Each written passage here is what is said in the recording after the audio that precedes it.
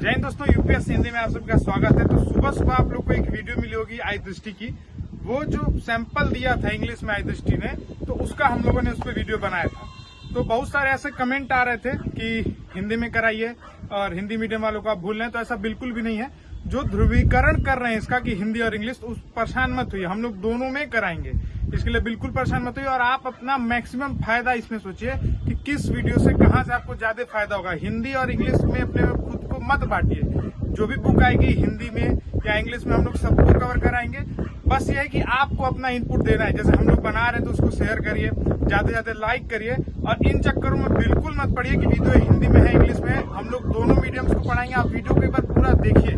तो इस वीडियो में ये कोशिश की गई है कि इंग्लिश के बगल में आपको हिंदी में भी कंटेंट दिख जाए। बाकी जैसे पीडीएफ और आती है आई दृष्टि की, अभी हम लोगों ने सॉफ्ट पे बात की है तो अभी आई नहीं है। जैसे बाकी आती है आपको उन सब की क्लासेस प्रोवाइड की जाएगी। एक बार आप मुझे बस ये बताइएगा कि कैसी लग रही है क्लासेस और कितना जल्दी जल्दी इसको कराया जाए। तो सभी ये वीडियो देखिए और फिर बताइए अपना रिव्यू। जय हिंद।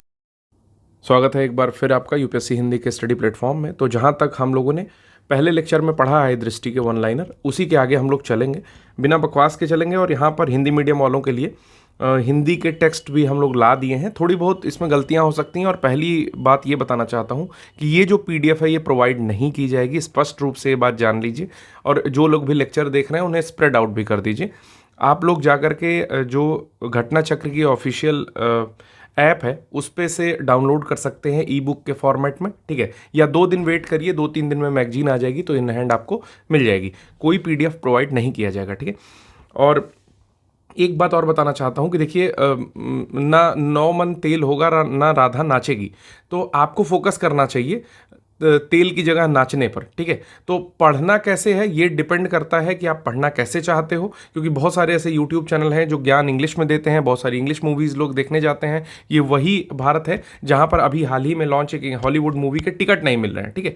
तो मैं ये सारे कमेंट्स इसलिए कर रहा हूँ कि हिंदी मीडियम वाले जो हिंदी के लिए बहुत ज़्यादा, जैसे हिंदी टेक्स्ट के लिए परेशान रहते हैं, बेसिकली उन्हें पीडीएफ चाहिए होता है और पीडीएफ मैं नहीं देने वाला हूँ। तो यहाँ पर केवल पढ़ाया जाएगा, आप पढ़ सकते हैं। जिन्हें इंटरेस्ट नहीं है वो बेशक 2-3 दिन बाद खुद से पढ़ लेंगे, ठीक है। तो उनके लिए खुला हुआ है। मैं कभी नहीं कहता कि आप मेरे से ही पढ़िए। अगर आपके कोई भगवान है तो आप बिल्कुल उनसे पढ़ सकते हैं। तो चलिए शुरू करते हैं।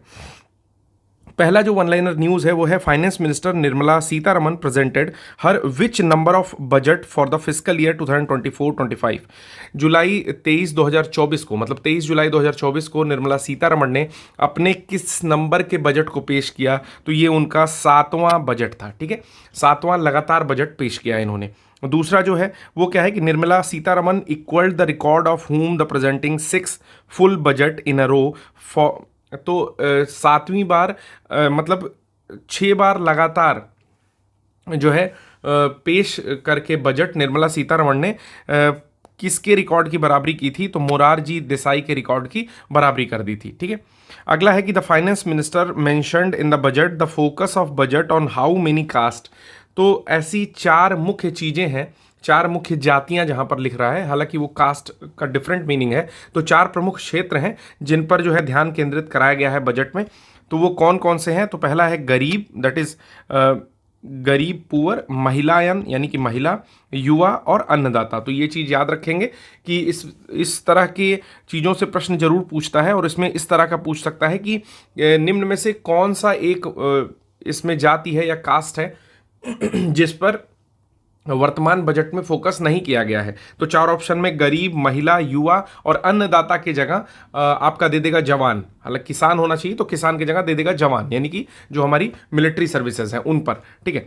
तो यहाँ पर आपको खुद से जो है थोड़ा सा रीजनिंग लगा करके एनालिटिकल निकालना होगा कि हम लोगों ने गरीब, महिला, युवा और अन्नदाता पढ़ रखा था। देखिए दोस्तों, मैं अपनी किसी भी वीडियो में बहुत ज़्यादा ज्ञान देने की कोशिश नहीं करता हूँ, ना ही एक्स्ट्रा कुछ बातें करता हूँ। बस मैं इतना कहना चाहता हूँ कि कुछ लोगों के ऐसे कमेंट्स आते हैं कि बिहार पीसीएस में इस लेक्चर से कुछ आएगा क्या।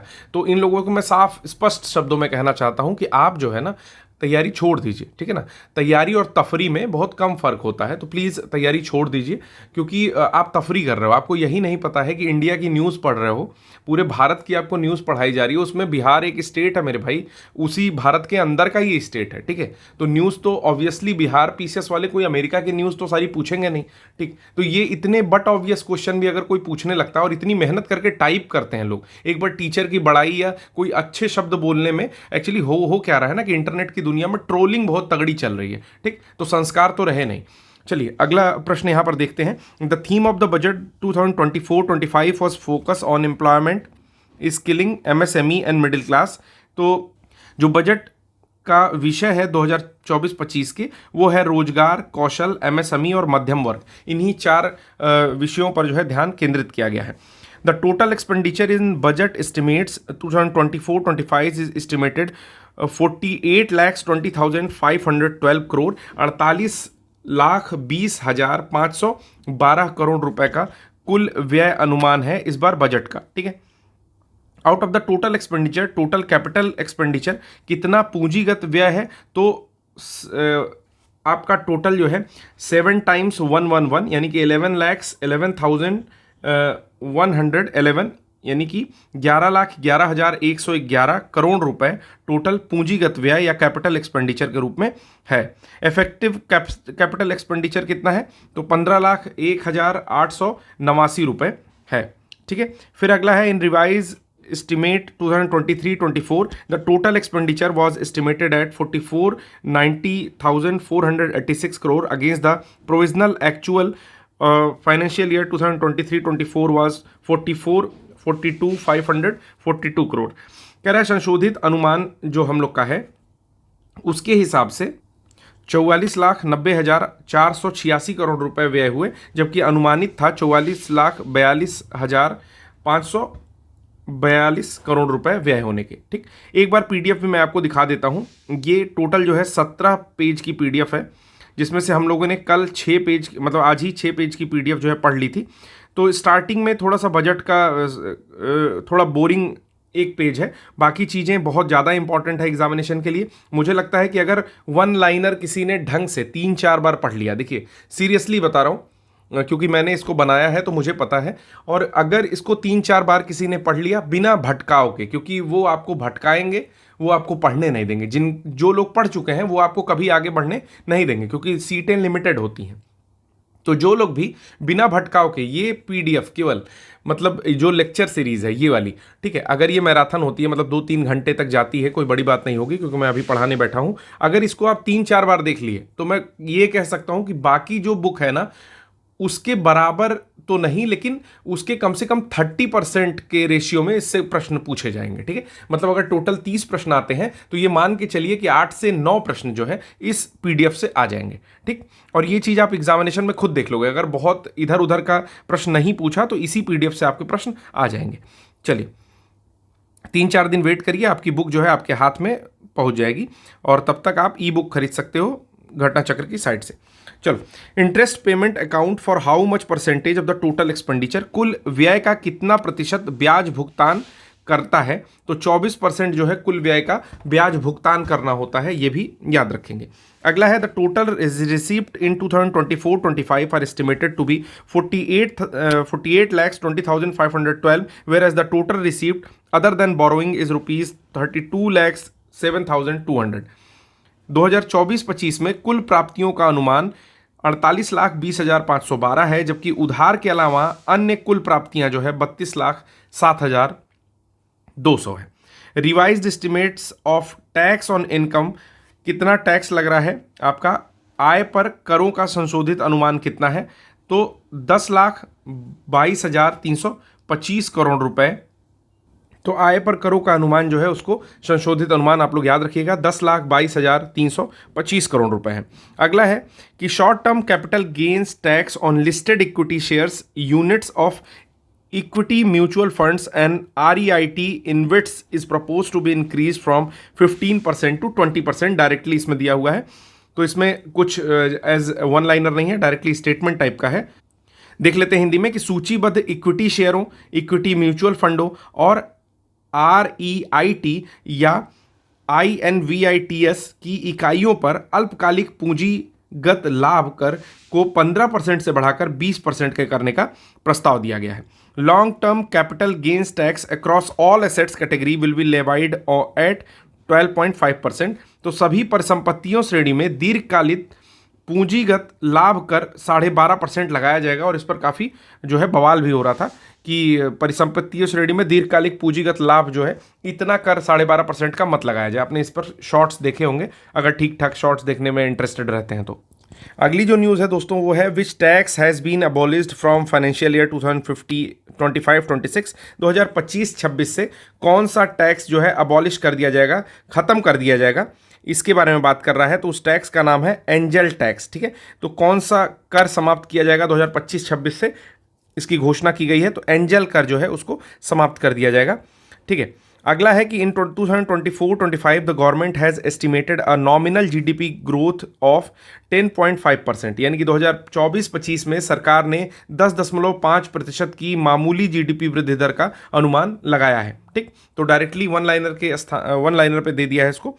अगला है कि revenue deficit in 2024-25 is targeted eight, कितना रेवेन्यू डेफिसिट यानी कि राजस्व घाटा जीडीपी पर लक्षित है। तो वो टोटल लक्षित है 1.8% ऑफ जीडीपी, यानी कि 1.8% जीडीपी का। अगला जो न्यूज़ है यहाँ पर वो है कि physical deficit in 2024-25 is targeted eight 4.9% of GDP. 2024-25 में राजकोषीय घाटा 4.9% का लक्षित है। ठीक है, यानी कि जीडीपी का 4.9% जो है टोटल राजकोषीय घाटा लक्षित है। ये पॉइंट याद रखिएगा क्योंकि फिजिकल डेफिसिट एट जीडीपी जरूर प्रश्न पूछता है एग्जाम्स में। ठीक है, तो ये डेटा याद रखिएगा, हो सकता है कि आपको एग्जामिनेशन में दिखाई दे ये डेटा। ठीक है, अगला है कि नई योजनाओं के लिए आर्थिक मामलों के विभाग को कितनी राशि आवंटित की गई है।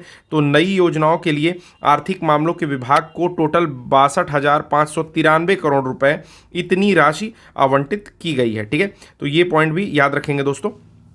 अगला है नई कर व्यवस्था के तहत वेतनभोगी व्यक्तियों और पेंशन भोगियों के लिए मानक कटौती को कितने रुपए से बढ़ाने का प्रस्ताव है। तो 50,000 से 75,000 रुपए मानक कटौती यानी कि स्टैंडर्ड डिडक्शन को बढ़ाया जा रहा है। जो भी इनकम टैक्स पे करते हैं उन्हें ये बात ज़्यादा समझ में आएगी कि इनकम टैक्स पेयर्स को 50,000 रुपए का एक स्टैंडर्ड डिडक्शन मिलता है, यानी कि एक छूट मिलती है, उसको बढ़ा करके 75,000 रुपए करने का टारगेट है नई टैक्स रिजीम में। ठीक है, तो ये बात याद रखेंगे।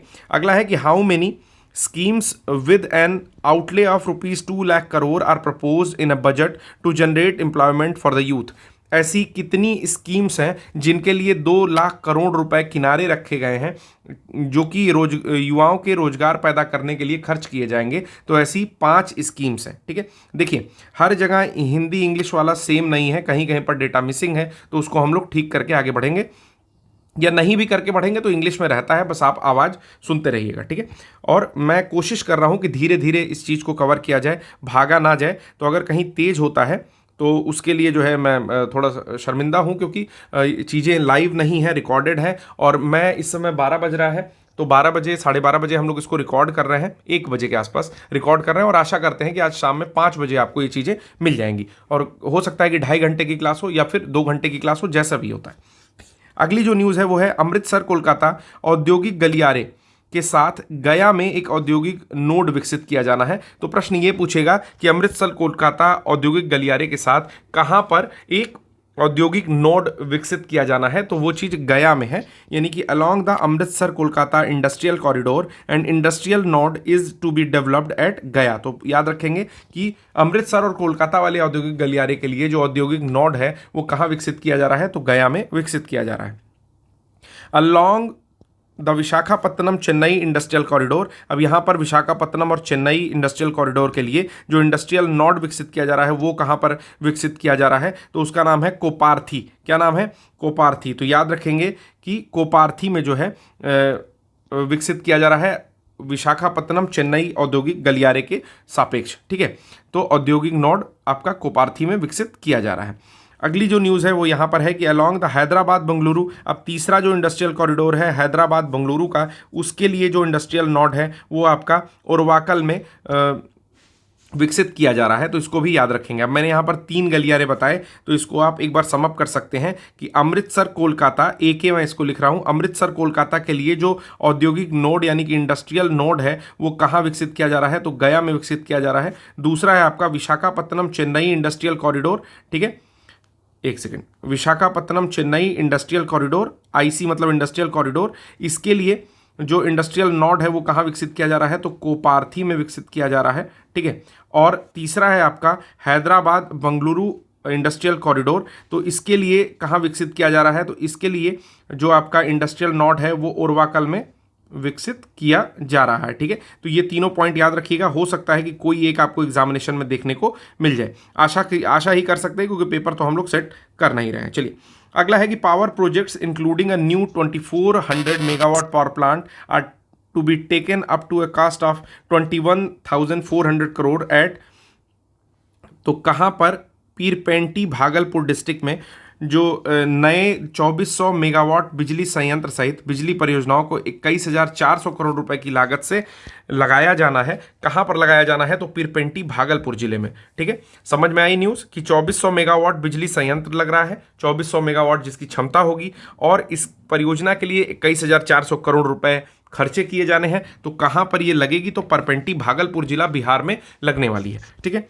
अब कोई मुझसे पूछे कि बिहार के लिए इंपॉर्टेंट कौन है, तो भाई मेरे पास तो कोई कहीं पानी वानी होता तो मैं चुल्लू भर पानी उनको दे देता, ठीक है। अगला जो है कि the limit of Mudra loan under Tarun category to be enhanced from 10 lakhs to 20 lakhs। Tarun category में मुद्रा लोन को 10 लाख रुपए से कितने रुपए तक बढ़ाया जा रहा है, तो 10 लाख रुपए से 20 लाख रुपए तक बढ़ाया जा रहा है। याद रखिएगा, तरुण श्रेणी में मुद्रा ऋण की सीमा 10 लाख रुपए से 20 लाख रुपए की जा रही है। Which temples in Bihar will be developed as world class pilgrimage site and tourist areas, तो कौन सा ऐसा टेम्पल है, कौन सा ऐसा मंदिर है बिहार में जिसको डेवलप किया जा रहा है वर्ल्ड क्लास पिलग्रिमेज साइट यानी कि विश्व स्तरीय तीर्थ स्थल के रूप में और पर्यटन क्षेत्र के रूप में, ठीक है। तो आपको पता है कि 2 गलियारों को मंजूरी मिली है, ये वही क्षेत्र है। पहला है विष्णुपद टेम्पल कॉरिडोर इन गया और दूसरा है महाबोधि टेम्पल कॉरिडोर बोध गया। तो पहला है विष्णुपद जहां पर भगवान विष्णु के पद का पद चिन्ह देखे जा सकते हैं, और दूसरा है बोध गया का महाबोधि गलियारा जहां पर बोधि वृक्ष था, जो कि 6वें पीढ़ी का बोधि वृक्ष है, और भगवान बुद्ध को ज्ञान वहीं प्राप्त हुआ था जो पहली पीढ़ी का था, ठीक है। अगला है कि in union budget for the financial year 2024-25 वित्तीय वर्ष 2024-25 के लिए जो केंद्रीय बजट है उसमें which ministry has been allocated with the highest amount, किस मंत्रालय को सबसे ज़्यादा धन आवंटित किया गया है, तो मिनिस्ट्री ऑफ डिफेंस यानी कि रक्षा मंत्रालय को आवंटित किया गया है। और कितना रुपया आवंटित किया गया है, तो टोटल 6,21,940.85 करोड़ रुपए आवंटित किए गए हैं। तो काफ़ी इंपॉर्टेंट न्यूज़ है ये भी, याद रखिएगा कि रक्षा मंत्रालय वो मंत्रालय है जिसको बजट 2024-25 में सबसे ज़्यादा धन 6,21,940 करोड़ रुपए आवंटित किए गए हैं। अगला है the government has allocated an additional of ₹400 crore for innovation in defence under the initiative acting development of innovation technologies with iDEX Aditi programme, ठीक है। इसके अलावा रक्षा में नवाचार के लिए इसके अतिरिक्त 400 करोड़ रुपए अतिरिक्त भी आवंटित किए गए हैं। उसमें एक पहल है, ठीक है, जिसका नाम है अदिति पहल, ठीक है। अदिति कार्यक्रम के अंतर्गत अभिनव प्रौद्योगिकियों का विकास करने के लिए, ठीक है।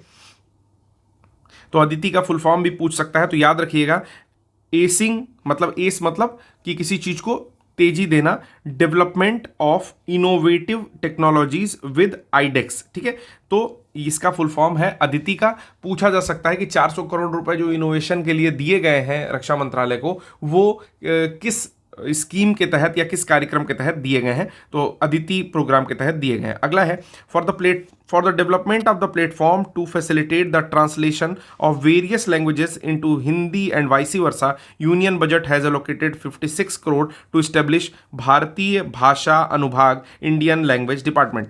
विभिन्न भाषाओं के हिंदी में अनुवाद की सुविधा के लिए एक मंच के विकास के लिए, और इसके विपरीत यानी कि हिंदी के अन्य भाषाओं में ट्रांसलेशन के लिए, कि बहुत सारी भाषाओं का हिंदी ट्रांसलेशन और हिंदी का अन्य भाषाओं में ट्रांसलेशन के लिए एक मंच के विकास के लिए कुछ पैसे दिए गए हैं। बजट आवंटित हुआ है 56 करोड़ रुपए का, और उसके साथ स्थापना होगी भारतीय भाषा अनुभव की या भारतीय भाषा अनुभाग की, अनुभव की नहीं, अनुभाग की, ठीक है, भारतीय भाषा अनुभाग की, भारतीय भाषा विभाग की, इंडियन लैंग्वेज डिपार्टमेंट की। तो ये भी पॉइंट याद रखिएगा भारतीय भाषा अनुभाग के बारे में, ठीक है। 56 करोड़ रुपए अलॉट किए गए हैं। अगला है the economic survey 2023-24 is prepared by the July 2024 Economic Division of the Department of Economic Affairs in the Ministry of Finance। तो सिंपल सी बात ये कर रहा है कि जो इकोनॉमिक सर्वे आता है वो पिछले साल का सारा लेखा जोखा इस वर्ष दिखाता है, और ये चीज बजट के जस्ट एक दिन पहले आती है। तो 23 जुलाई को बजट पेश हुआ है, ठीक है, उसके जस्ट एक दिन पहले 22 जुलाई को इकोनॉमिक सर्वे आया है। तो पूछ रहा है कौन सा विभाग इसको निकालता है, तो वित्त मंत्रालय में आर्थिक मामलों का एक विभाग है, आर्थिक प्रभाग जिसको बोलते हैं, ठीक है, डिपार्टमेंट ऑफ इकोनॉमिक अफेयर्स का इकोनॉमिक डिवीजन जो है मिनिस्ट्री ऑफ फाइनेंस के अंडर में, वो इसको निकालता है, ठीक। अगला है कि the survey project GDP growth of 6.5 to 7% for the financial year 25। तो जो आपका वित्तीय वर्ष 2025 वाला होगा उसके लिए इकोनॉमिक सर्वे के अकॉर्डिंग, या इकोनॉमिक सर्वे जो बताता है वो कहता है कि जीडीपी वृद्धि जो होगी वो 6.5 से लेकर के 7% के बीच में रहेगी। लेकिन ये कौन कहता है? इकोनॉमिक सर्वे या आर्थिक सर्वेक्षण के हिसाब से। अगर यही चीज आपका किसी और के हिसाब से पूछे, वर्ल्ड बैंक के हिसाब से पूछ ले या आरबीआई के हिसाब से पूछ ले या आपका बजट के अकॉर्डिंग पूछ ले, तो सब चीजें अलग हो जाती हैं, ठीक है। तो याद रखिएगा आर्थिक सर्वेक्षण के अनुसार 6.5 to 7% का अनुमान लगाया है आपका फाइनेंशियल ईयर 2025 के लिए। अगला जो न्यूज है यहां पर वो कहता है कि in financial year 24 the services sector grew by 7.6%। तो फाइनेंशियल ईयर 24 के लिए, यानी कि जो पिछला वर्ष है 23-24, उसके लिए जो सर्विस सेक्टर है या आपका सेवा क्षेत्र है उसमें 7.6% की वृद्धि हुई है, ऐसा बता रहा है, ठीक है। कृषि में कितने की वृद्धि हुई है? तो कृषि में 4.18% की वृद्धि हुई है। ये भी चीजें हम लोग देख लेंगे। चलिए,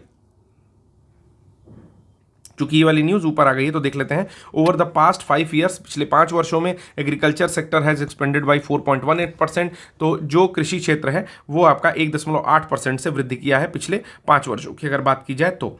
अगला है कि इन फाइनेंशियल ईयर 2023-24 के फाइनेंशियल ईयर में primary capital market facilitated capital formation of ₹10.9 lakh crore कि वित्त वर्ष 2024 में प्राथमिक पूंजी बाजारों ने 10.9 लाख करोड़ रुपए की पूंजी निर्माण की सुविधा प्रदान की है। तो बहुत इंपॉर्टेंट न्यूज नहीं है, जो दोनों चीजें अभी हम लोग पढ़े हैं। कृषि के लिए 4.18% और उसके पहले जो हम लोग सेवा क्षेत्र पढ़े हैं 7.6% की ग्रोथ हुई है, वो दोनों चीजें ज्यादा महत्वपूर्ण है। चलिए अगला देखते हैं कि for the global south the joint programs towards innovation, entrepreneurship and IP will be built by July 2024।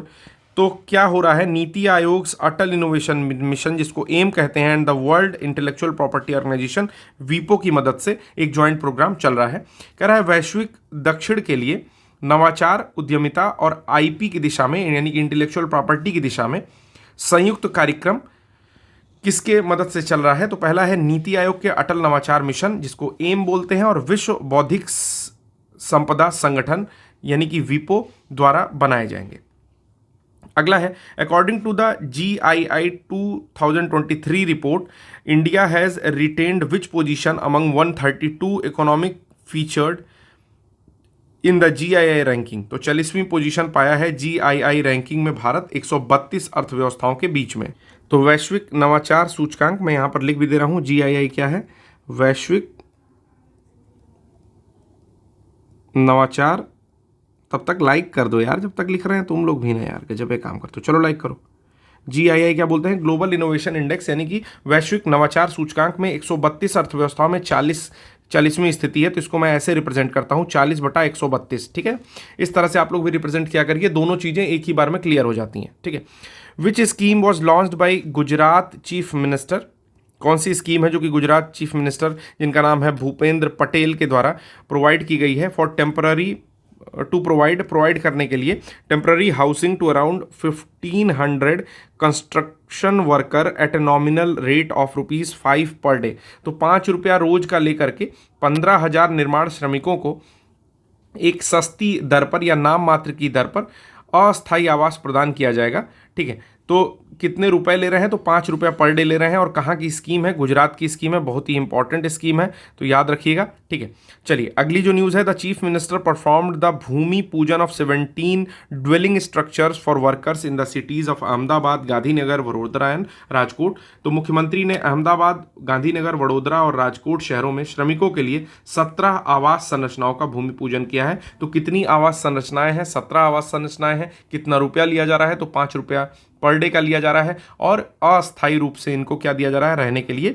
घर दिया जा रहा है। ठीक है, अगला है कि who launch the 13th edition of the India's CAM July 2024, यानी कि भारतीय कैम या इंडिया कैम का 13वां संस्करण किसके द्वारा लॉन्च किया गया है। तो कब लॉन्च किया गया है, ये बात तो पता चल चुकी है कि 20 जुलाई 2024 को 13th edition of India cam launch किया गया है। और जो रसायन मंत्री हैं हमारे जगत प्रकाश नड्डा या जेपी नड्डा, उनके द्वारा ही लॉन्च किया गया है। ठीक है, तो ये केंद्रीय रसायन और उर्वरक मंत्री हैं जगत प्रकाश नड्डा या जेपी नड्डा। अगला जो है कि वो है थीम ऑफ इंडिया कैम क्या था, तो ये था advantage Bharat, India chemicals and petrochemicals paving the future. Hindi में अगर देखेंगे तो देखेंगे लाभ भारत, भारत रसायन और पेट्रोकेमिकल भविष्य को प्रशस्त करना। ठीक है, तो देखिए थोड़ा बहुत मैंने यहाँ पर गूगल ट्रांसलेट का यूज़ किया है, तो कहीं कहीं हो सकता है कि थीम हिंदी वाली थोड़ी सी डिफर करे, लेकिन जहाँ तक मेरे संज्ञान में है तो चीज़ें बिल्कुल करेक्ट हैं, क्योंकि मैंने एक बार प्रूफ रीडिंग की है और रात से ये कार्यक्रम जो है चल रहा है, तो मुझे लगता है कि सब कुछ ऑलमोस्ट करेक्ट है इसमें। ठीक है, चलिए अगली न्यूज़ है who launch the Indian mobile Congress 2024 application and website a unique interactive app for registration. तो इंडियन मोबाइल कांग्रेस एप्लीकेशन और वेबसाइट आई है उसकी, और एक इंटरेक्टिव ऐप आया है रजिस्ट्रेशन के लिए भी। तो ये जो है ज्योतिरादित्य सिंधिया यूनियन मिनिस्टर जो हैं उनके द्वारा लॉन्च किया गया है। फिर से देख लीजिए, इंडियन मोबाइल कांग्रेस 2024 एप्लीकेशन और वेबसाइट का शुभारंभ किसने किया। पंजीकरण के लिए एक अद्वितीय इंटरेक्टिव ऐप भी आया हुआ है। तो केंद्रीय मंत्री श्री ज्योतिरादित्य सिंधिया ने इंडियन मोबाइल कांग्रेस का एप्लीकेशन और सारी चीज़ों का शुभारंभ किया है। A special award for outstanding performance in best performing state. तो एक आउटस्टैंडिंग परफॉर्मेंस के लिए, मतलब अद्भुत प्रदर्शन के लिए बेस्ट परफॉर्मिंग स्टेट का अवार्ड मिला है। किसको मिला है, तो ये मिला है आपका पहला लोन परफॉर्मेंस में, मतलब अकेले श्रेणी में पहला मिला है महाराष्ट्र को और दूसरा मिला है उत्तर प्रदेश को। हिंदी में भी न्यूज़ देख लेते हैं कि सर्वश्रेष्ठ प्रदर्शन करने वाले राज्यों में उत्कृष्ट प्रदर्शन के लिए विशेष पुरस्कार ऋण प्रदर्शन किन राज्यों को दिया गया है, तो पहला महाराष्ट्र को और दूसरा उत्तर प्रदेश को दिया गया है। ये जो लोन था इसको मैंने गलत बता दिया, लोन परफॉर्मेंस का मतलब है ऋण प्रदर्शन। ठीक है, तो सर्वश्रेष्ठ प्रदर्शन किया है इन्होंने, उत्कृष्ट प्रदर्शन करने के लिए एक विशेष पुरस्कार मिला है ऋण प्रदर्शन श्रेणी में, तो पहला महाराष्ट्र और दूसरा उत्तर प्रदेश। तो इसका पूरा डेटा देख लेते हैं दोस्तों। ठीक है, थोड़ा सा ये वीडियो ख़त्म हो गई थी तो मैंने फिर ऐड करके यहाँ से नई वीडियो स्टार्ट की है। देखिए है क्या, ये जो प्रश्न था हम लोग का कि special award for outstanding performance in best performing state loan performance. ठीक है, बेसिकली हो क्या रहा है कि performance recognition for access of financial inclusion in street vendor empowerment, जिसको प्रेज कह रहे हैं। एक सेकेंड, कहाँ गया प्रेज,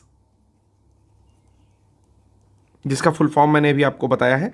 फिर से मैं एक बार रिपीट कर रहा हूं कि performance recognition for access to financial inclusion and street vendors empowerment. ठीक है, तो ये प्रेज अवार्ड है और ये दिया जा रहा है पीएम स्वनिधि के अंडर में, पीएम स्वनिधि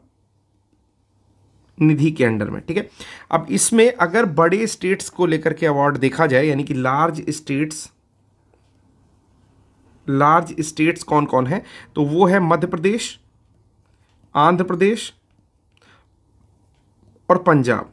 ठीक, लेकिन अब देखिएगा कि ये प्रश्न क्यों इस लार्ज स्टेट्स को नहीं इन्वॉल्व किया, क्यों इसने लोन परफॉर्मेंस को यानी कि ऋण प्रदर्शन वालों स्टेट्स को इंक्लूड किया, क्योंकि यहाँ पर पहला तो महाराष्ट्र है, कोई बात नहीं, दूसरा है उत्तर प्रदेश और आप जा रहे हैं उत्तर प्रदेश का एग्जाम देने, तो सीधी सी बात है कि सर्वश्रेष्ठ प्रदर्शन करने वाले राज्यों में उत्कृष्ट प्रदर्शन के लिए विशेष पुरस्कार जो कि ऋण प्रदर्शन में दिया गया है वो मिला है आपका पहला महाराष्ट्र को और दूसरा मिला है उत्तर प्रदेश को। वहीं अगर प्रश्न इस तरह से पूछ ले कि प्रेज या पीएम स्वनिधि का अवार्ड जो अभी हाल ही में दिया गया है उसमें बड़े स्टेट्स में किसको किसको दिया गया है, तो एमपी, आंध्र प्रदेश और पंजाब को पहले, दूसरे, तीसरे नंबर पर मिला है। आशा करता हूं कि ये चीजें समझ में आ गई होंगी। ठीक है, अगला चलते हैं, अगली न्यूज देखते हैं दोस्तों। अगली न्यूज है the composition of NITI Aayog has been revised, who has been added as an ex officio member. तो नीति आयोग की संरचना को संशोधित किया गया है, ठीक है, जिसे पदेन सदस्य के रूप में जोड़ा गया है। उसमें किसी एक किसको किसको जोड़ा गया है, तो कह रहा है कि गृह मंत्री अमित शाह, कृषि मंत्री शिवराज सिंह चौहान और वित्त मंत्री निर्मला सीतारमण और रक्षा मंत्री राजनाथ सिंह। तो यही चेंजेस किए गए हैं कि नीति आयोग की जो कंपोजिशन है, जो उसकी संरचना है, उसमें एक्स ऑफिसियो के रूप में कुछ मेंबर्स को जोड़ा गया है, जिसमें होम मिनिस्टर आपके Amit Shah, agriculture minister Shivraj Chouhan, finance minister Nirmala Sitharaman और डिफेंस मिनिस्टर राजनाथ सिंह होंगे। अगली न्यूज़ है यहाँ पर कि the full time members of NITI आयोग आर, तो पूर्णकालिक सदस्य कौन कौन है नीति आयोग के, तो पहले हैं वीके सारस्वत, दूसरे हैं प्रोफेसर रमेश चंद्र, ठीक है, और अगला है आपके डॉक्टर वीके पॉल, और लास्ट है अरविंद विरमानी। ठीक है, तो वीके सारस्वत, रमेश चंद्र, डीवी के पॉल, मतलब डॉक्टर वीके पॉल और अरविंद विरमानी जो है पूर्णकालिक सदस्य हैं। तो इससे भी प्रश्न हमेशा पूछता है और बहुत कंफ्यूजन क्रिएट करता है। तो आसान सी चीज़ है, आप याद कर सकते हो, मेरे साथ में फिर से बोल सकते हैं कि एक तो है वीके सारस्वत, दूसरे हैं आपका प्रोफेसर रमेश चंद्र, तीसरे हैं डॉक्टर वीके पॉल और अरविंद विरमानी। तो 4 लोग हैं। ठीक है, अगला है कि the Uttar Pradesh government announced that it will boost farmers income through July. ठीक है, तो एक चीज जो है, तो स्कीम का नाम है कार्बन फाइनेंस, यानी कि फिर से इसी चीज़ को एक बार हिंदी में देख लेते हैं कि उत्तर प्रदेश सरकार ने घोषणा की है कि वह जुलाई 2024 के माध्यम से, मतलब जुलाई 2024 में घोषणा की है कि किस स्कीम के माध्यम से किसानों की आय को बढ़ावा देगी या उनकी आय को बूस्ट करेगी। तो नाम है कार्बन वित्त के माध्यम से। ठीक, अब एक स्कीम थी जो हमने ऊपर पढ़ी है, उसका नाम इस PDF में छूट गया था, उसको हम अपडेट कर दे रहे हैं। तो ये जो योजना थी जो गुजरात में चल रही थी ₹5 पर डे के हिसाब से, तो योजना का नाम है श्रमिक बसेरा स्कीम या योजना। ठीक है, श्रमिक बसेरा स्कीम। चलिए आगे चलते हैं दोस्तों। अगली न्यूज़ हम लोग यहाँ पर जा रहे हैं देखने। आपको कैसा लग रहा है, कम से कम ये तो बताते रहो बीच बीच में यार, तुम लोग गजब हो यार। ठीक है, चलिए, तो आप लोग ये भी बता सकते हैं कि न्यूज़ कैसी लग रही है, अच्छी लग रही है तो बताओ। ठीक है, India will send it's first human space flight. तो भारत जो है अपना मानव यान जो है कब भेजेगा अंतरिक्ष में, तो मानव अंतरिक्ष यान भेजेगा 2025 में। ठीक है, अगली न्यूज़ देखते हैं। यहाँ पर थोड़ा सा इसमें डिफरेंस है, 2 हेडिंग्स यहाँ पर छूटी हुई हैं, उसको हिंदी में कवर कर दे रहे हैं कि उत्तर प्रदेश सरकार ने 2070 तक शुद्ध शून्य कार्बन उत्सर्जन प्राप्त करने का लक्ष्य रखा है। यानी कि यूपी गवर्नमेंट ने 2070 तक नेट ज़ीरो कार्बन इमिशन का लक्ष्य रखा हुआ है। तो काफ़ी इंपॉर्टेंट है ये पॉइंट। और दूसरी चीज़ है one scientist one producers programme 16 जुलाई 2024 को भारतीय कृषि अनुसंधान परिषद ICAR के द्वारा शुरू किया गया। क्या नाम है और कब शुरू किया गया है, दोनों पॉइंट याद रखना है। तो नाम है one scientist one producers programme. ठीक है ना, वन प्रोड्यूसर्स प्रोग्राम। ठीक, 16 जुलाई को स्टार्ट हुआ है और भारतीय कृषि अनुसंधान परिषद यानी कि ICAR के द्वारा शुरू किया गया है। अगली जो न्यूज़ है यहाँ पर वो है कि which space agency will launch a mission to study the Apophis asteroid which is passes very close to Earth, July 2024। तो एक एस्ट्रॉयड है, एक क्षुद्रग्रह है जो कि जिसका नाम है एपोफिस। ठीक है, एपोफिस क्षुद्रग्रह जो कि पृथ्वी के नज़दीक से गुजरा है, ठीक है, बहुत करीब से गुजरेगी। तो इसके लिए एक मिशन लॉन्च कर रही है कौन सी अंतरिक्ष एजेंसी, तो उसका नाम है ESA यानी कि यूरोपियन स्पेस एजेंसी। ठीक है, अगली न्यूज़ देखते हैं कि which countries scientist have created a method to attach living skin tissue to robotic faces and make them smile. किस देश के वैज्ञानिकों ने रोबोट चेहरे पर जीवित त्वचा के ऊतकों को संलग्न करने और उन्हें मुस्कुराहट भरा बनाने के लिए एक विधि जो है अपनाई है। तो जापानीज साइंटिस्ट हैं, जापान के वो साइंटिस्ट हैं। देखो, जापान के लोग खुद तो कम मुस्कुराते हैं, कभी भी, चाहे आप जापानी मूवी देख लो या जापानी लोगों को देख लो, बहुत कम मुस्कुराते थे, शिंजो अबे मुस्कुराते थे, ठीक है। तो वो जो है जापानी लोग बहुत कम मुस्कुराते हैं, लेकिन उनके जो साइंटिस्ट हैं वो क्या किए हैं कि एक लिविंग स्किन जो है वो लगा रहे हैं रोबोट के चेहरे पर, ठीक है ना। रोबोट के चेहरे पर जीवित त्वचा के ऊतक लगा रहे हैं, टिश्यू लगा रहे हैं, जिससे कि रोबोट भी मुस्कुराएगा। चलो अगला है द फर्स्ट मलेरिया वैक्सीन, पहली मलेरिया की वैक्सीन इन आइवरी कोस्ट। आइवरी कोस्ट जो है, घाना, आइवरी कोस्ट, ये सब आपके एक तरह से समझ सकते हो कि वेस्ट अफ्रीकन कंट्रीज हैं, ठीक है ना। इस एरियाज में यहाँ पर पड़ती हैं, वेस्ट अफ्रीकन कंट्रीज हैं, ठीक है। तो यहाँ पर पहली जो मलेरिया की वैक्सीन है जिसका जो लॉन्च हुई है इंडिया के सीरम इंस्टीट्यूट और ऑक्सफोर्ड यूनिवर्सिटी के मिले जुले प्रयास के द्वारा, ठीक है। तो न्यूज़ समझ में आ गई होगी कि आइवरी कोस्ट जो कि अफ्रीका में पहला मलेरिया टीका 15 जुलाई 2024 को भारत के सीरम संस्थान और ऑक्सफोर्ड विश्वविद्यालय द्वारा लॉन्च किया गया है, ठीक है। तो आइवरी कोस्ट कंट्री में लॉन्च किया गया है, जो कि अफ्रीका, वेस्टर्न अफ्रीका की कंट्री है। Which university team won the robot competition DD Robocon India 2024? तो कौन सा विश्वविद्यालय की टीम है जो कि डीडी रोबोकॉन इंडिया, एक जो प्रतियोगिता चल रही थी, उसको जीत गई है, जो कि जुलाई 13-14-2024 के आसपास चल रही थी। तो नाम है उसका institute of technology Nirma university Gujarat. अच्छा, तो निरमा यूनिवर्सिटी के बारे में मैं जान भी रहा हूँ। निरमा यूनिवर्सिटी गुजरात की एक प्रतिष्ठित यूनिवर्सिटी है। तो वहाँ पर जो है एक प्रतियोगिता थी जो डीडी रोबोकॉन इंडिया 2024 के माध्यम से, और वहाँ पर नहीं थी, मतलब कि जो डीडी रोबोकॉन प्रतियोगिता चल रही थी वो निरमा यूनिवर्सिटी ने जीत लिया है, institute of technology Nirma university Gujarat की, ठीक है। तो वही चीज़ लिखा हुआ है कि कौन सा विश्वविद्यालय की टीम है जिसने रोबोट प्रतियोगिता डीडी रोबोकॉन इंडिया, याद रखिएगा, इसको जीत लिया है। तो प्रौद्योगिकी संस्थान निरमा विश्वविद्यालय गुजरात ने जीत लिया है। अगला है द सेकेंड नेशनल सेमिनार सुष्टुतम सौष्टुतम शाल्वा सम्मेलन वॉज सक्सेसफुली ऑर्गेनाइज्ड बाई। तो देखिए बहुत टेढ़ा नाम है, जीभ थोड़ी टूट जाएगी, तो हिंदी में भी पढ़ोगे तो भी दिक्कत होगी। तो देख लेते हैं कि राष्ट्रीय संगोष्ठी हो रही है, सौष्टुतम शाल्वा सम्मेलन सफलतापूर्वक हुआ है, शल्य तंत्र विभाग AIIA द्वारा आयोजित किया गया है, ठीक है। तो ये चीज़ याद रखनी है कि द डिपार्टमेंट ऑफ शल्य तंत्र AIIA, अर्थात इसका फुल फॉर्म क्या होता है, तो all India institute of Ayurveda, ठीक है।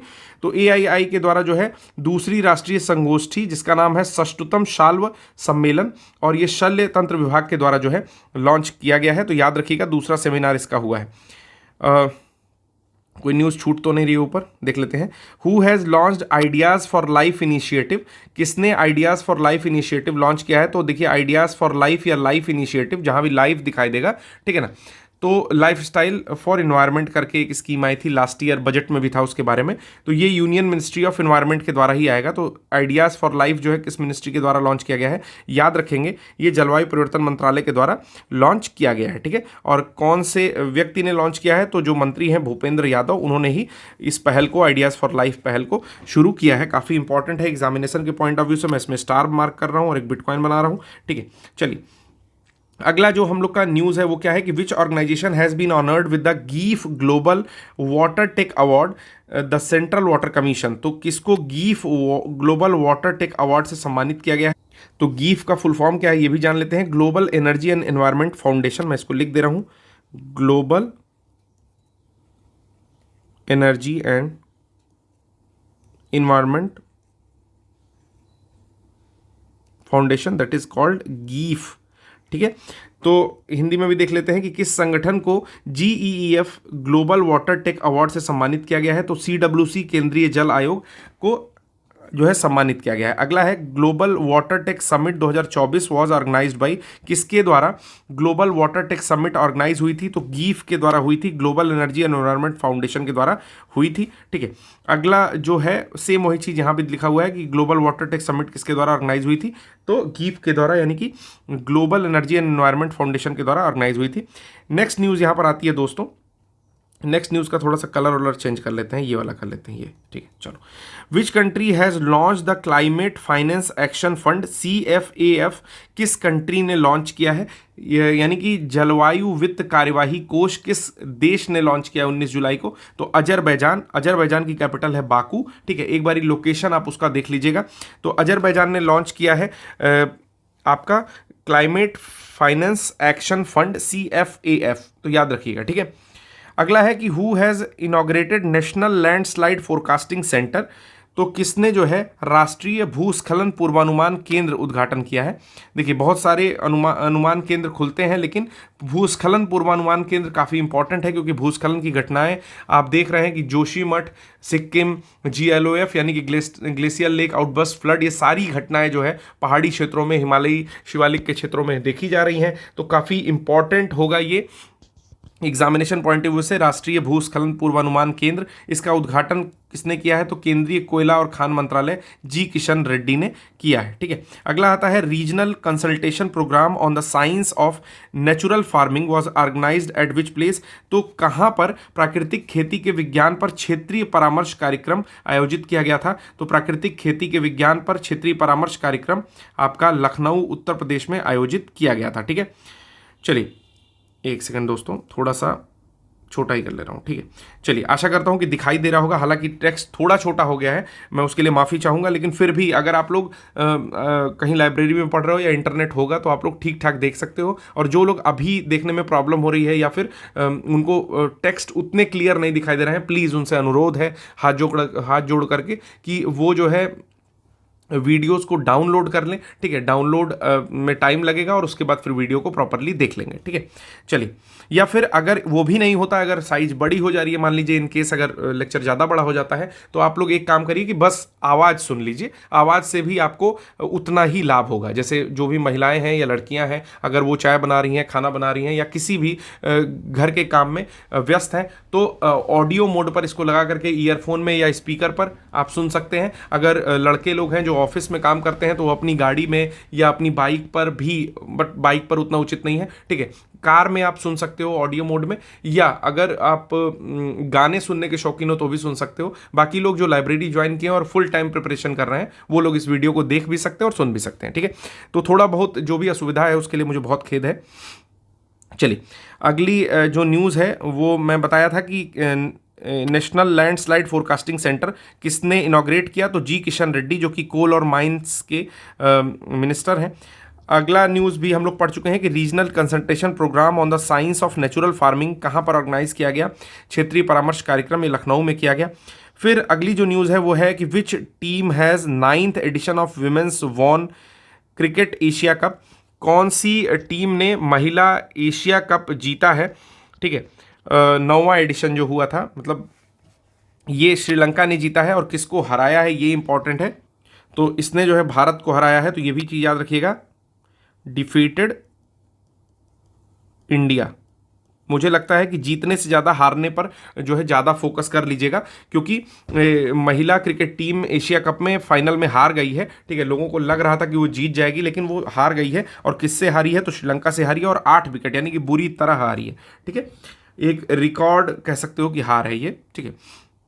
चलिए आइए, अगला जो यहाँ पर हम लोग वन लाइनर प्रश्न देख रहे हैं वो क्या है? वो है कि which state government has recently decided to ban the sale of high caffeine energy drinks near school, कि किस स्टेट गवर्नमेंट ने कहा है कि अब किसी भी स्कूल के पास उच्च कैफीन ऊर्जा पेय की बिक्री नहीं होगी। और मैं देखता हूं कि बच्चे, मतलब मैं किसी का दुष्प्रचार नहीं कर रहा हूं, लेकिन कोई भी चीज़, स्टिंग हो गया या इस तरह की कोई भी हाई कैफीन ड्रिंक बच्चों को नहीं कंज्यूम करनी चाहिए, ठीक है। ऐड देख करके प्रभावित नहीं होना चाहिए, ठीक है। इस पर प्रतिबंध लगाने के लिए महाराष्ट्र सरकार ने एक अच्छा कदम है ये महाराष्ट्र सरकार का, कि हाई एनर्जी ड्रिंक या हाई कैफीन ड्रिंक जो है अब किसी भी स्कूल के आसपास में नहीं बिकेगी। अगला है कि which state won the best state in horticulture award 2024 in the agriculture leadership award 2024, तो कौन सा वो स्टेट है जो कि हॉर्टिकल्चर में जो है पहला, यानी कि बागवानी में, हॉर्टी की स्पेलिंग यहाँ थोड़ी गलत हो गई है, HORTI होगा। तो हॉर्टिकल्चर अवार्ड जीता है, बेस्ट स्टेट का, सर्वश्रेष्ठ राज्य का पुरस्कार जीता है। तो वो राज्य है नागालैंड। काफ़ी इंपॉर्टेंट हो जाता है जब भी नॉर्थ ईस्ट के किसी स्टेट का नाम इस तरह से आता है। तो ये भी मेरे हिसाब से बहुत ज़्यादा इंपॉर्टेंट प्रश्न है कि किस राज्य ने कृषि नेतृत्व पुरस्कार 2024 में बागवानी में सर्वश्रेष्ठ राज्य पुरस्कार 2024 का खिताब जीता है। वो आपका प्रदेश है नागालैंड। अगला है कि the best agriculture state award of 2024 किसको दिया गया है? बेस्ट एग्रीकल्चर का अवार्ड, सर्वश्रेष्ठ कृषि राज्य पुरस्कार, तो वो दिया गया है महाराष्ट्र को। ये भी काफ़ी इंपॉर्टेंट हो जाता है क्योंकि लोग हरियाणा, पंजाब, उत्तर प्रदेश, मध्य प्रदेश, वेस्ट बंगाल इस तरह के स्टेट्स को ज़्यादा टिक करना चाहेंगे। तो यहाँ पर महाराष्ट्र जो है, या आंध्र प्रदेश को करना चाहेंगे, लेकिन यहाँ पर महाराष्ट्र को सर्वश्रेष्ठ कृषि राज्य पुरस्कार का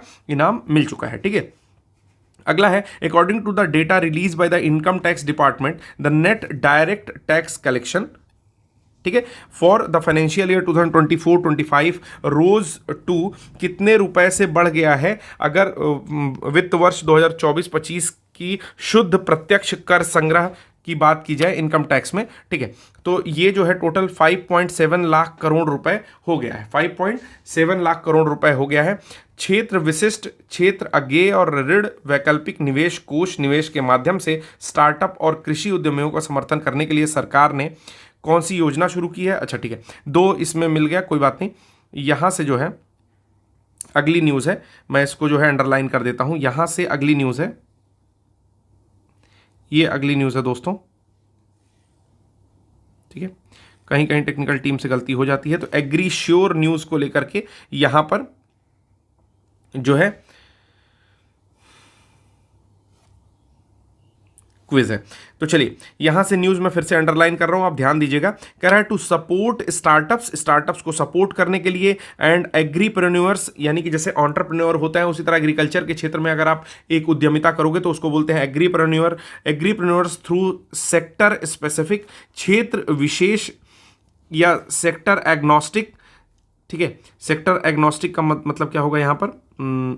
सेक्टर उद्यमी के माध्यम से ही वही चीज कह रहा है। ठीक है, तो सेक्टर क्षेत्र अज्ञेय, एग्नोस्टिक क्षेत्र अज्ञेय मतलब जिसके बारे में जान रहे हैं। Debt alternatives investment fund, investments government is about to launch. तो इन सारी चीजों के लिए गवर्नमेंट ने एग्रीश्योर योजना शुरू की है। अब उसी योजना को हम लोग हिंदी में भी पढ़ रहे थे कि क्षेत्र विशिष्ट, क्षेत्र अज्ञेय और ऋण वैकल्पिक निवेश कोष निवेश के माध्यम से स्टार्टअप और कृषि उद्यमियों को समर्थन करने के लिए, बेसिकली आप एक ही पॉइंट याद रखो कि पहला तो क्षेत्र विशेष हो गया कि जो एग्रीकल्चर के लिए काम करना चाहते हैं और निवेश के माध्यम से स्टार्टअप करना चाहते हैं, और कृषि उद्यमियों को अगर समर्थन करने के लिए सरकार ने एक योजना शुरू की है जिसका नाम है एग्रीश्योर। ठीक है, योजना का नाम है एग्रीश्योर, काफ़ी इंपॉर्टेंट है। ठीक है, वैसे भी छूट गया था तो इसलिए और भी इंपॉर्टेंट हो जाता है क्योंकि कभी कभी भगवान जो है हिंट करते रहते हैं, या गॉड या अल्लाह, जो भी आप जिसको भी मानते हैं। चलिए कह रहा है कि who has also launch the AgriSure Greenathon 2024 to promote innovation in agriculture sector. और किसने ये लॉन्च किया है? तो आपको नाबार्ड का नाम पता होगा, ठीक ना। तो नाबार्ड ने लॉन्च किया है ये एग्रीश्योर ग्रीनथॉन। ठीक, जैसे मैराथन होता है उसी तरह कृषि ग्रीनथॉन 2024 की शुरुआत की है। किसने की है? तो नाबार्ड ने की है, अभी हमने पढ़ लिया। ठीक है, तो national bank for agriculture and rural development जो है नाबार्ड है, और इसका हेडक्वार्टर पड़ता है आपका मुंबई में, याद रखिएगा मुंबई में पड़ता है। ठीक है, चलिए अगला जो न्यूज़ है, as per the NITI Aayog SDG India index, NITI Aayog के sustainable development India index, sustainable development goal India index 2023-24 के अनुसार India's overall sustainable development goal score has improved to, कितना इंप्रूव हो गया है? किसके अकॉर्डिंग? नीति आयोग के SDG इंडिया इंडेक्स के अकॉर्डिंग। ठीक है, ये पॉइंट याद रखिएगा। तो जो लेटेस्ट डेटा है 12 जुलाई 2024 तक का, उसमें 71 तक जो है सुधर गया है। नीति आयोग के SDG इंडिया इंडेक्स 2023-24 के अनुसार भारत का समग्र सतत विकास लक्ष्य स्कोर। ठीक है, अगला जो पॉइंट है वो है कि which state emerge as the top performing state with a score of 79 on this index. तो कौन सा वो राज्य है जो कि इस इंडेक्स में सबसे टॉप परफॉर्मिंग स्टेट बना है 79 के स्कोर के साथ? तो वो स्टेट है उत्तराखंड और केरला। देखिए ये बहुत ही इंपॉर्टेंट प्रश्न है, कई जगह मैंने इसको देखा भी है, तो ये काफ़ी महत्वपूर्ण है। मेरे हिसाब से एग्जाम में आने की इसकी संभावना पूरी की पूरी है। ठीक है, तो कौन सा राज्य है इस सूचकांक में 79 के स्कोर के साथ शीर्ष प्रदर्शन करने वाले राज्यों में उभरा है? तो पहला है उत्तराखंड और दूसरा है केरल। फिर है पहला दूसरा नहीं, मतलब उत्तराखंड और केरल। ठीक है, दोनों ही 79 का स्कोर रखे हैं। बिटवीन 2018 टू 2023-24, 2018 से लेकर के 23-24 के मध्य में कौन सा स्टेट है जो कि सबसे तेजी से प्रोग्रेस कर रहा है, यानी कि सबसे तेजी से प्रगति कर रहा है? वो कर रहा है उत्तर प्रदेश। तो ये भी प्रश्न आने की संभावना है क्योंकि आप जा रहे हैं उत्तर प्रदेश का एग्जाम देने। ठीक है, अगला है विच port is India's largest transshipment port? कौन सा ऐसा पोर्ट है जो भारत का सबसे बड़ा ट्रांसशिपमेंट पोर्ट बन चुका है? सबसे बड़ा ट्रांसशिपमेंट पोर्ट बन चुका है, उसका नाम है विझिंझम अंतरराष्ट्रीय सागर बंदरगाह। ठीक है, विझिंझम इंटरनेशनल सी पोर्ट। तो याद रखिएगा विझिंझम इंटरनेशनल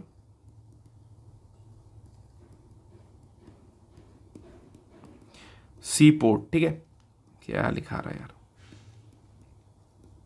ठीक, तो विझिंझम इंटरनेशनल सी पोर्ट जो है सबसे बड़ा ट्रांसशिपमेंट पोर्ट बन गया है। कहाँ स्थित है ये भी पॉइंट याद रखिएगा। तो नाम से भी पता चल रहा है कि केरला में स्थित है। ठीक है, चलिए आइए अगली न्यूज़ पर हम लोग चलते हैं कि अगली न्यूज़ है recently where was international dairy federation Asia Pacific summit held? कहाँ पर डेयरी फेडरेशन एशिया प्रशांत शिखर सम्मेलन हुआ है, यानी कि अंतरराष्ट्रीय डेयरी महासंघ एशिया प्रशांत शिखर सम्मेलन कहाँ हुआ है? तो कोच्चि केरला में हुआ है। तो विझिंझम एयरपोर्ट अभी हमने देखा, और सॉरी विझिंझम ट्रांसशिपमेंट पोर्ट देखा, और उसके साथ ही अंतरराष्ट्रीय डेयरी महासंघ एशिया पैसिफिक शिखर सम्मेलन भी कोच्चि के केरला में ही हुआ है, यानी कि स्टेट सेम है। The theme of the event, theme क्या था? फार्मर सेंट्रिक इनोवेशंस इन डेयरिंग, यानी कि डेयरी में किसान केंद्रित नवाचार। तो इसका जो थीम था वो था डेयरी में किसान केंद्रित नवाचार या farmer centric innovation in dairying. Next है कि which country became the first South East Asian country to recognise same sex marriage? ऐसा कौन सा दक्षिण पूर्वी देश है, साउथ ईस्ट एशियन कंट्री है जो कि अलाउ कर दिया है या रिकॉग्नाइज कर रहा है सेम सेक्स मैरिज की, समलैंगिक विवाह को? तो वो जो देश है वो है आपका थाईलैंड। थाईलैंड वो देश है जिसने समलैंगिक विवाह को कानूनी रूप से मान्यता दे दी है। अगला है कि किस संगठन ने cost of living city ranking जारी की है? तो मर्सर जारी करता है, जो कि यूएसए आधारित वैश्विक परामर्श फर्म है। ठीक है, तो हमेशा याद रखिए कि cost of living city ranking जो जारी करता है वो जारी करता है मर्सर। और इसके हिसाब से 5 सबसे महंगी सिटी कौन सी हैं? तो पहला है हांगकांग, फिर है सिंगापुर, फिर है ज्यूरिख, जेनेवा और बेसल। ठीक है, हांगकांग है, हांगकांग आपको पता है चाइना का भी एक कह सकते हो और सेपरेट भी कह सकते हो, क्योंकि हांगकांग कभी कभी खुद को सेपरेट बताता है, हालांकि है नहीं। ठीक है, दूसरा है सिंगापुर। तो सिंगापुर आप जान ही रहे हो कि सारी बड़ी कंपनीज वहीं पर हैं, क्योंकि वहाँ पर टैक्स स्लैब्स या टैक्स रिजीम जो है एक बहुत बेहतरीन है, बहुत ज़्यादा टैक्स नहीं देना पड़ता। फ्लिपकार्ट या इस तरह की जितनी भी कंपनी है एक समय में वो हांगकांग में हुआ करती थी, फिर उसके बाद सबकी सब सिंगापुर में चली गई। फिर है ज्यूरिख आपका, फिर है जेनेवा और फिर है बेसल। ठीक है, ये 5 सबसे महंगे शहर हैं। अगला है कि which country removed from its grey was list? तो यहां पर कुछ चीजें गलत है, उसको मैं ठीक कर दे रहा हूं। ग्रे लिस्ट की बात कर रहा है, which country has been removed होगा। Which country has been removed from इस grey list of countries requiring special security by the international crime watchdog financial action task force. तो तुर्की वो कंट्री है जिसको ग्रे सूची से हटा दिया गया है। ठीक है, तो हिंदी में भी एक बार देख लेते हैं और चीज़ें क्लियर हो जाती हैं हिंदी में। तो हिंदी में लिखा हुआ है कि किस देश को अपनी ग्रे सूची से हटा दिया गया था जिसे अंतर्राष्ट्रीय अपराध प्रहरी वित्तीय कार्यवाही कार्यबल द्वारा विशेष जांच की आवश्यकता है? तो वो है आपका तुर्की। नेक्स्ट है कि first international solar festival bye international solar alliance. पहला सोलर फेस्टिवल मन रहा है, वैश्विक सोलर फेस्टिवल मन रहा है आईएसए के द्वारा, इंटरनेशनल सोलर अलायंस के द्वारा। कहाँ पर मनेगा? तो नई दिल्ली में। और स्थित कहाँ है इसका हेडक्वार्टर? तो इसका हेडक्वार्टर गुरुग्राम में है। किसके साथ स्थापना हुई थी? तो आपका फ्रांस के साथ मिलकर के भारत ने स्थापित किया था। जो भी आपके सोलर वाली कंट्रीज हैं, यानी कि कर्क और मकर रेखा के बीच में जितनी कंट्रीज पड़ती हैं उनमें सबसे ज़्यादा सूरज की रोशनी पड़ती है, तो उन्हीं कंट्रीज को मिला करके सोलर अलायंस बना था। मेंबर इसके 100 के पार हो चुके हैं। आप लोग एक बार कंफर्म करके मुझे बताइए कि कितने मेंबर अभी वर्तमान में हैं। फिर कह रहा है कि the 4 core themes at the international solar festival will be the role of youth, ठीक है, communities, women and private sector. तो 4 कोर यानी कि 4 मुख्य विषय हैं अंतर्राष्ट्रीय सौर महोत्सव के। तो पहला है युवा, जो कि होने भी चाहिए, दूसरा है समुदाय, तीसरा है महिला, जो कि होनी चाहिए, और चौथा है निजी क्षेत्र की भूमिका, ठीक है। तो याद रखिएगा, अंतर्राष्ट्रीय सौर महोत्सव के 4 विषय में से 2 जो है वो सेम अपने बजट वाले में भी, बजट के थीम में भी या सब्जेक्ट में भी मैच करते हैं, जिसमें युवा और महिलाएं सेम है। उसके अलावा निजी क्षेत्र और समुदाय जो है अंतर्राष्ट्रीय सौर महोत्सव में एक्स्ट्रा है। फिर आता है कि India has become the world's 3rd largest domestic aviation market after which countries. तो भारत जो है तीसरा विश्व का सबसे बड़ा एविएशन मार्केट बन चुका है, यानी कि सबसे बड़ा घरेलू विमानन क्षेत्र बन चुका है किस देश के बाद? तो अमेरिका, चीन और भारत। कुछ स्थिति ऐसी हो चुकी है कि अमेरिका है, चाइना है, चाइनवा तो हर जगह रहता है दोस्तों, ठीक है, और तीसरे नंबर पर है अपना प्यारा इंडिया, ठीक है। पढ़ते रहिए आप लोग, गुमराह मत होइए। हिंदी इंग्लिश दोनों ला दिया हूं, केवल बहाना करने से काम नहीं चलेगा। 20 दिन एग्जाम सरक गया, उससे कुछ नहीं होना है, ठीक है। जितनी और एक्स्ट्रा चीजें हैं, जैसे इसमें सितंबर की न्यूज़ दी हुई है, लेकिन हम कोशिश करेंगे कि मिड अक्टूबर तक की कवर कर दें। अगर एग्जाम दिसंबर है तो नवंबर तक की कवर कर देंगे, ठीक है। तो बिल्कुल निश्चिंत रहिए, पहले पढ़ना तो शुरू करो यार, पढ़ते रहो ना, जितनी चीजें कवर कर लोगे उतनी चीजें रिवाइज करने में आसान रहेगा। चलो, और बता दे रहा हूं, कम से कम 3 बार ये वीडियो देखिए आप लोग। चलिए, तो अगला देखते हैं कि अगली न्यूज़ क्या है दोस्तों। तो India has surpassed which country coming from 5th to 3rd largest market with N airline capacity और 15.5 मिलियन सीट्स। तो 15.5 मिलियन सीट के साथ इंडिया ने सरपास कर दिया है किन 2 देशों को, यानी कि सरपास करने का मतलब है कि आगे निकल गया है किन 2 देशों से, और 5वें से तीसरे सबसे बड़े एविएशन या एयरलाइन क्षमता के मार्केट के रूप में उभरा है। तो वो 2 देश हैं आपका, ब्राज़ील और इंडोनेशिया। तो इन दोनों कंट्रीज़ को पीछे करके अमेरिका, चाइना के बाद अब तीसरे स्थान पर इंडिया आ चुका है, जिसकी टोटल सीटों की, एयरलाइन क्षमता में सीटों की संख्या जो है वो है 15.5 मिलियन, ठीक है। अगला है कि कौन सा देश 2023 में ग्रीनफील्ड परियोजना घोषणाओं में के लिए चौथा सबसे बड़ा मेजबान देश बन करके उभरा है। तो ग्रीनफील्ड परियोजना घोषणाओं में चौथा सबसे बड़ा जो देश है वो भारत बन करके उभरा है। तो इसका उत्तर जो है वो है भारत, ठीक है। तो which country emerged as the 4th largest host country for greenfield project announcement. तो ग्रीनफील्ड प्रोजेक्ट के अनाउंसमेंट में भारत चौथा जो देश है वो बनकर के उभरा है। अगला है कि India secured which position in the energy transition index.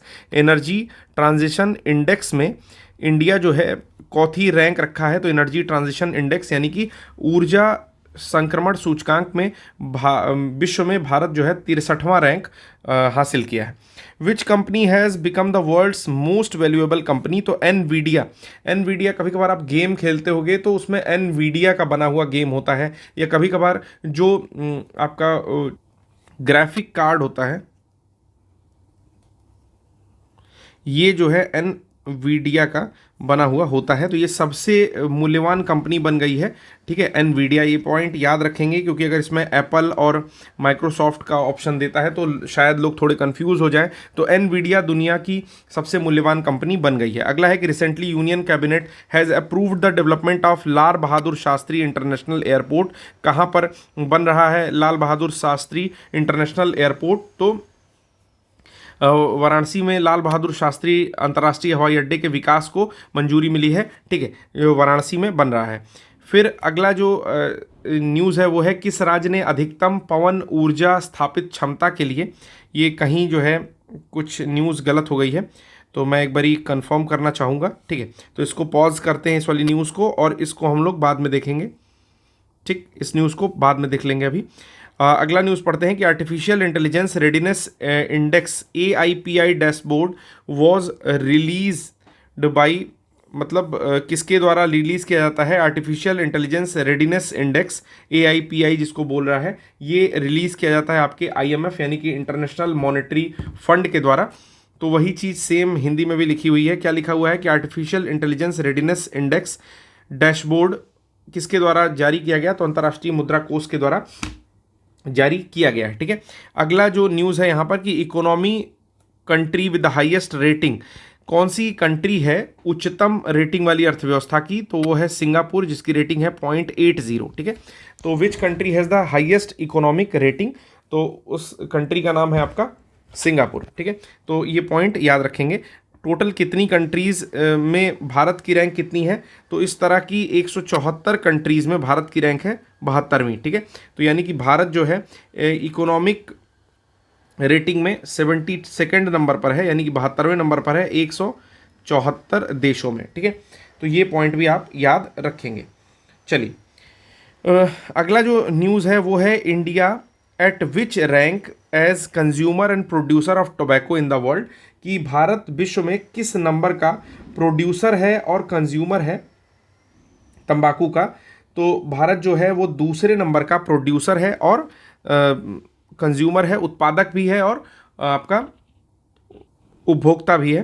ठीक है, तो भारत जो है किस स्थान पर है, तो सेकंड नंबर पर है, यानी कि दूसरे नंबर पर है। चलिए फिर कह रहा है कि the third and final Pushpak reusable launch vehicle landing experiment was successfully carried out by June 23 2024, यानी कि जून 23 में तीसरी और फाइनल जो आपका पुनः योज प्रक्षेपण यान है जिसका नाम पुष्पक रखा गया है, इसकी तीसरी और अंतिम उड़ान जो है सफलतापूर्वक इसरो के द्वारा की गई। तो किसके द्वारा की गई, यही प्रश्न पूछा हुआ है, तो इसरो के द्वारा जो है इसकी उड़ान की गई है। ठीक है, फिर जो एक न्यूज़ हम लोग की छूटी थी वो भी पता चल चुकी है कि किस राज्य ने अधिकतम पवन ऊर्जा स्थापित क्षमता के लिए जो है पहला रैंक जीता है या अवार्ड जीता है। ठीक है, which state won the first rank award for maximum wind power installed capacity, which state won the first rank award for maximum wind power installed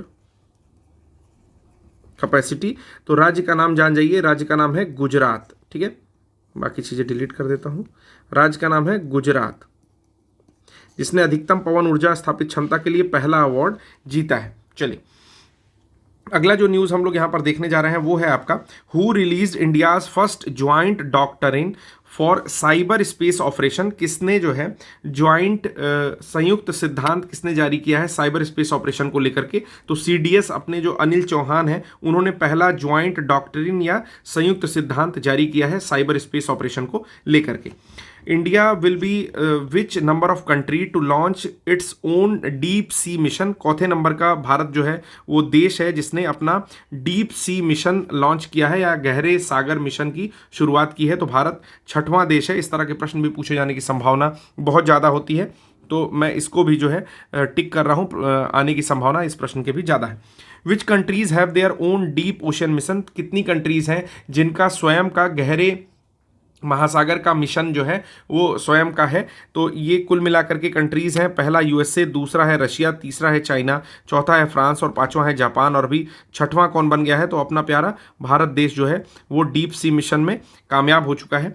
next है कि what is the name of India's first indigenous suicide drone that has been received by the Indian army recently, उसका नाम है नागास्त्र 1। भारत के द्वारा अपना स्वदेशी रूप से बनाया हुआ आत्मघाती ड्रोन यानी कि सुसाइड ड्रोन का नाम क्या रखा गया है जो कि भारतीय सेना को मिला है, उसका नाम है नागास्त्र। ठीक है, तो इंडियन आर्मी को रिसीव हुआ है एक आत्मघाती ड्रोन जो कि स्वदेशी रूप से बना हुआ है और भारत का पहला है, उसका नाम है नागास्त्र 1। अगला है कि इट इज़ डेवलप्ड बाई, किसके द्वारा बनाया गया है, तो सौर उद्योग या सोलर इंडस्ट्री जो नागपुर की है उसके द्वारा बनाया गया है। नेक्स्ट है कि who became the first women helicopter pilot of Indian navy, तो भारतीय हेलीकॉप्टर की पहली महिला पायलट कौन बनी है, तो उप लेफ्टिनेंट अनामिका राजीव। तो याद रखिएगा ये महिला भी हैं पुरुष भी हैं, मतलब कि नाम ऐसा है दोस्तों, बस ऐसे ही बोल दे रहा हूँ कि अनामिका राजीव, तो नाम जहाँ भी इनका आएगा तो ये जान जाइएगा कि ये कुछ मर्दाना चीज़ उड़ा रही हैं, यानी कि हेलीकॉप्टर उड़ा रही हैं। ठीक है, तो फर्स्ट विमेन हेलीकॉप्टर पायलट है, बस ऐसे ही बोल रहा हूँ, कोई आहत ना हो जाए मेरी बातों से। ठीक है, बस याद करने के लिए एक ढंग बस बता रहा हूँ कि हेलीकॉप्टर थोड़ा सुनने में मैस्कुलिन वर्ड लगता है। ठीक है, तो उप लेफ्टिनेंट जो है अनामिका राजीव, तो दोनों लोग मिलकर तो उड़ा ही लेंगे, कहने का मतलब अनामिका राजीव उनका नाम है। ठीक है, अगला है कि according to the recent study which country is the largest source of nitrous oxide, तो कौन सी कंट्री है जो कि नाइट्रस ऑक्साइड का रिचेस्ट सोर्स है या लार्जेस्ट सोर्स है जो कि एक ग्रीन हाउस गैस है।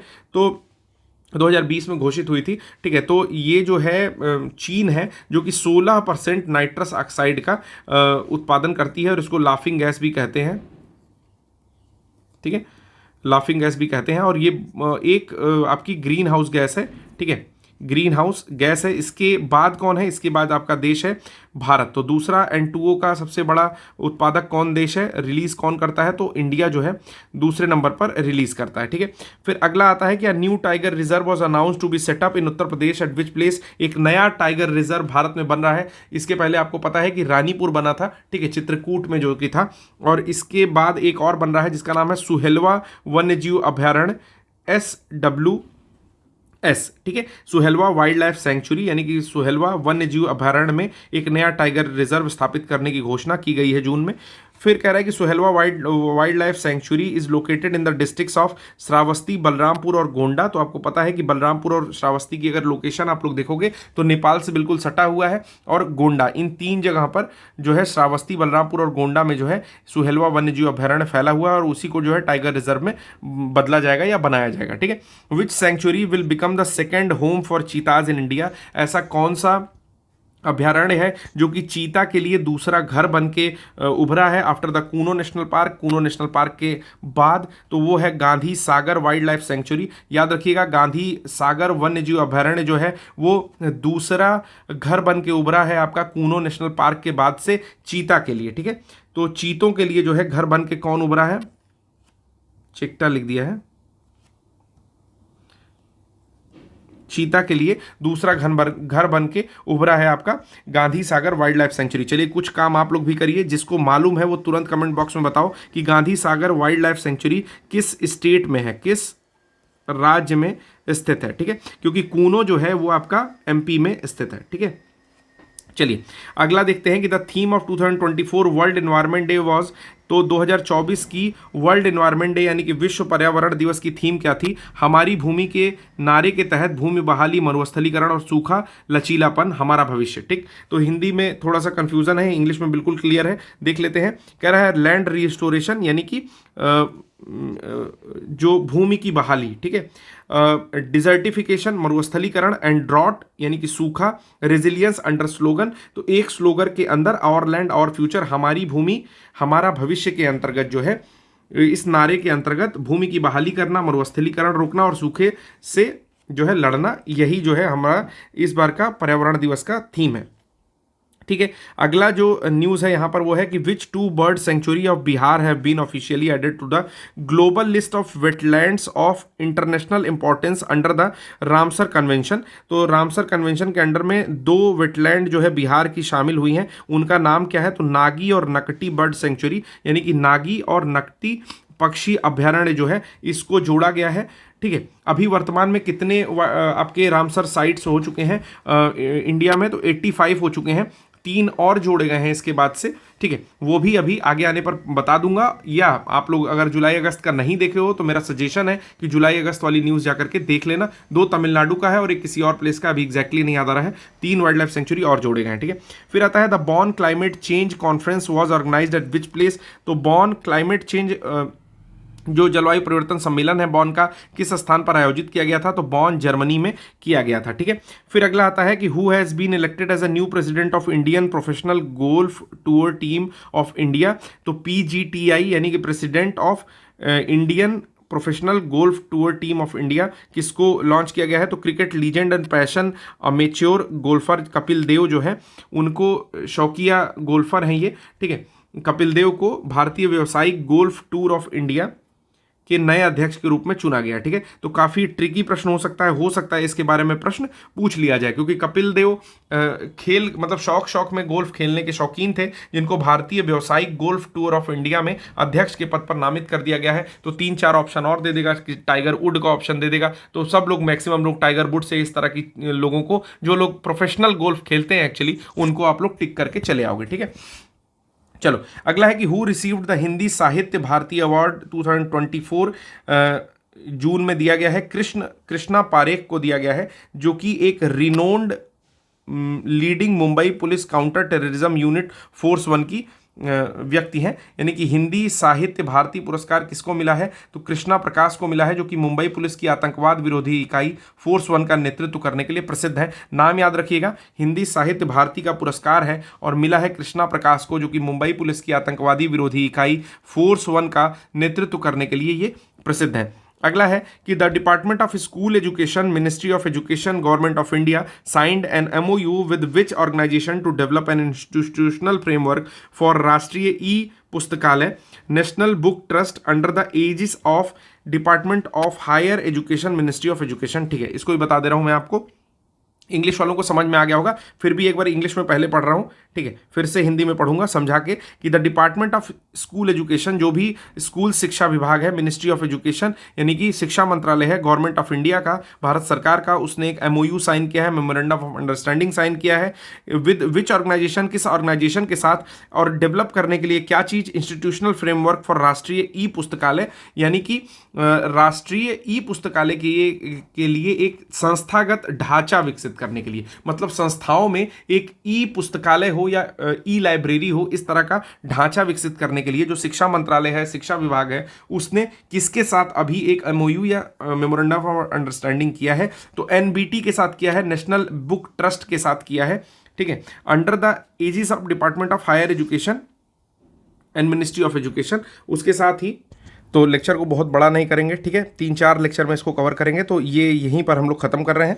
एक न्यूज़ और है, उसको पढ़ करके लेक्चर यहीं पर समाप्त करते हैं कि which country have been elected as non permanent member of the UN security council for 2 year term. तो 2 साल के लिए जो है अस्थायी सदस्यता दी जाती है। तो कौन सी कंट्री है जिसको अस्थायी सदस्यता मिली है, तो एक है पाकिस्तान, फिर है सोमालिया, फिर है डेनमार्क, फिर है ग्रीस और फिर है पनामा, ठीक है।